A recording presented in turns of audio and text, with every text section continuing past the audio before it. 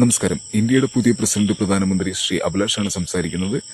ആദ്യമായി ഇന്ത്യയിലെ 143 കോടി സഹോദരി സഹോദരന്മാർക്ക് നമസ്കാരം.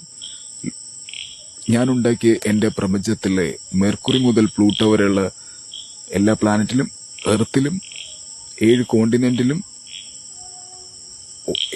സമുദ്രത്തിലും, കടലിലും, കായലിലും, ആകാശത്തിലും, കരയിലും, അന്തരീക്ഷത്തിലും എന്ത് ക്ലൈമറ്റ് വേണം എന്ന് തീരുമാനിക്കുന്നത് ഇന്ത്യയുടെ പുതിയ പ്രസിഡന്റ് പ്രധാനമന്ത്രി ശ്രീ അഭിലാഷാണ്.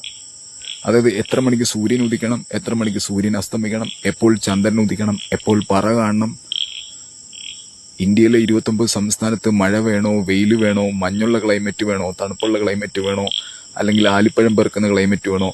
ഉദാഹരണത്തിന് കേരളത്തിൽ ഇപ്പം സ്വിറ്റ്സർലൻഡിലെ പോലെ തണുപ്പ് വേണോ, അല്ലെങ്കിൽ മംഗോളിയയിലെ പോലെ ആലിപ്പഴം പെറുക്കുന്ന ക്ലൈമറ്റ് വേണോ, നല്ല വെയിൽ വേണോ, മഴ വേണോ, മഞ്ഞ് വേണോ.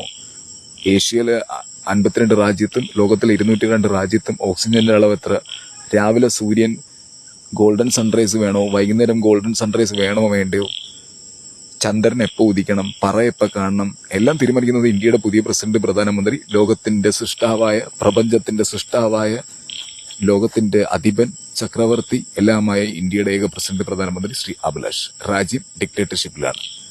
Thank you.